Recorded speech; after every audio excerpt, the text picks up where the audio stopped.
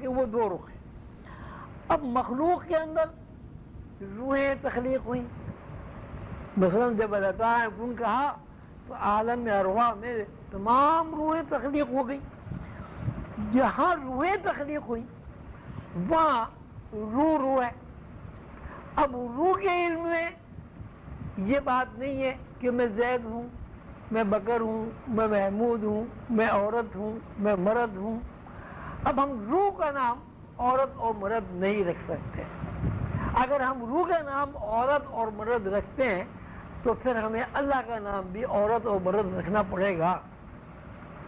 روح ایک ایسی سریع سیر روشنی ہے، نور ہے کہ اس کو ہم عورت اور مرد کے نام سے نہیں جانتے. البتہ روح چونکہ دو رخوں پر تخلیق کے قانون سے واقف ہے، اس لیے جب بھی روح اپنا مظاہرہ کرتی ہے کسی وجود میں، کسی مادی جسم میں، تو وہ دو رخوں میں اپنا مظاہرہ کرتی ہے. ایک رخ مذکر ہے اور دوسرا رخ مؤنث ہے. اور روح جب اپنا مظاہرہ کرتی ہے کسی ایک رخ میں تو جو رخ غالب ہو جاتا ہے اس کو ہم نام دیتے ہیں مرد کا. اگر دوسرا رخ عورت کا غالب ہو جائے تو اس کو نام رکھ دیتے ہیں عورت کا. حضرت خواجہ اعظم دستگیر بڑے پیر صاحب کی بہت ساری کرامات ہیں. ایک کرامت میں یہ بھی ان کا ایک کی کرامت ہے کہ کسی خاتون نے ان سے دعا کرائی کہ میرے یہاں بیٹا پیدا ہو. انہوں نے کہا ٹھیک ہے تیرے یہاں بیٹا پیدا ہو جائے گا، اللہ تجھے بیٹا دے دے گا. اس کے بیٹے کی خواہش تھی لڑکیاں زیادہ ہوں گی، لیکن جب پیدائش ہوئی تو وہ لڑکی تھی. وہ عورت روتی ہوئی پریشان حال ان کی خدمت میں حاضر ہوئی اور اس نے کہا کہ صاحب آپ نے تو یہ فرمایا تھا اللہ میاں تجھے بیٹا دے گا، میرے تو بیٹی ہو گئی. بہرحال انہوں نے کہا کہ بھئی بیٹا بھی اللہ کی مخلوق ہے، وہ بھی اولاد ہے، بیٹی بھی اللہ کی دی ہوئی ایک نعمت ہے. لیکن اس عورت نے اتنا زیادہ مظاہرہ کیا اپنی تکلیف کا تو بڑے پیر صاحب نے یہ کہا کہ نہیں کوئی نہیں، اللہ تعالیٰ جو کرتا ہے صحیح کرتا ہے، تو اپنے گھر جا، وہ بیٹی ہے تو جا کے تو دیکھ. وہ عورت جب اپنے گھر پہنچی اس نے جا کے دیکھا تو وہ لڑکا نہیں، وہ لڑکی نہیں تھی، وہ لڑکا تھا.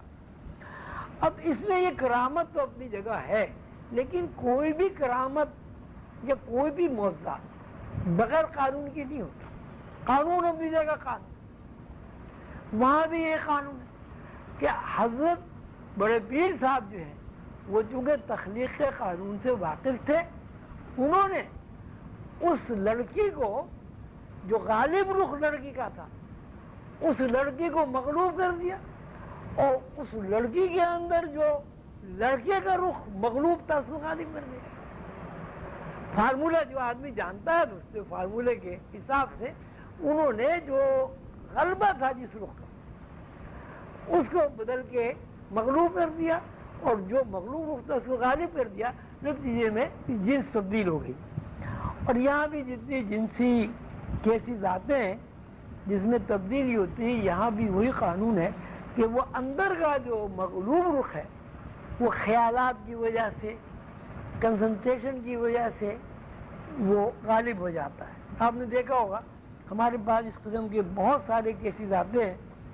کوئی لڑکی ہوتی ہے، اس کی دلی خواہش کی ہوتی ہے کہ وہ لڑکا بن جائے، اور اس میں بڑا وہ فورس کرتی ہے کہ نہیں صاحب ایسا ہونا ہی چاہیے، مجھے لڑکا ہی بننا. وہ لڑکوں کے کپڑے بھی پہنتی، لڑکوں کی مشاغل بھی اس کے لڑکوں جیسے ہوتے ہیں. اسی صورت سے کبھی کوئی لڑکا بھی آتا ہے، اس کی خواہش یہ ہوتی ہے میں لڑکی بن جاؤں. وہ لڑکیوں کی طرح بال بھی رکھتا ہے، لڑکیوں کی طرح ہاتھ میں مہندی بھی لگاتا ہے، لڑکیوں کی طرح زیور بھی کان میں پہنتا ہے. اور اتنا زیادہ انہماک ہوتا ہے اس جذبے میں کہ اس کے سامنے کوئی بات ہی نہیں ہوتی. بات ہی یہ ہوتی ہے کہ صاحب وہ مجھے تو بس لڑکی بننا ہے، یا لڑکی کے تو مجھے لڑکا بننا ہے. تو اگر قانون یہ ہے کسی بھی آدمی کا ذہن اگر اپنے اندرونی رخ کی طرف مرکوز ہو جائے اور اس کی طاقت آدم کی ذہنی مرکزیت کے برابر ہو جائے تو آدم سے ملے ہوئے ورثے کے مطابق اس سے عمل درآمد ہوگا، وہ آدمی جو ہے اس کی جنس تبدیل ہو جائے۔ تو بات یہ ہوئی کہ یہاں جتنی بھی کائنات ہے یہ دو رخوں سے مرکب ہے۔ بظاہر ہم کہتے ہیں کہ صاحب ایک مذکر ہے، ایک مؤنث ہے، ایک ماں ہے، ایک باپ ہے، لیکن اندرونی نظر جب کھل جاتی ہے تو اس سے یہ نظر آتا ہے کہ مرد بھی دو رخوں سے مرکب ہے، اس کے اندر مغلوب رخ عورت ہے، اور عورت بھی دو رخوں سے مرکب ہے اور اس کے اندر مغلوب رخ مرد ہے۔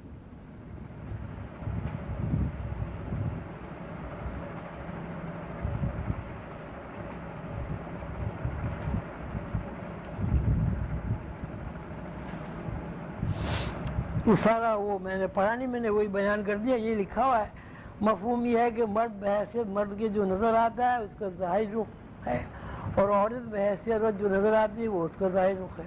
مرد کے ظاہر رخ کا متضاد باطن رخ عورت اس کے ساتھ لپٹا ہوا ہے، اور عورت کے ظاہر رخ کے ساتھ اس کا متضاد باطن رخ مرد لپٹا ہوا ہے۔ اسباب افزائش نسل اور جنسی رسی کا قانون بھی انہی دو رخوں پر قائم ہے جو میں نے ابھی آپ کو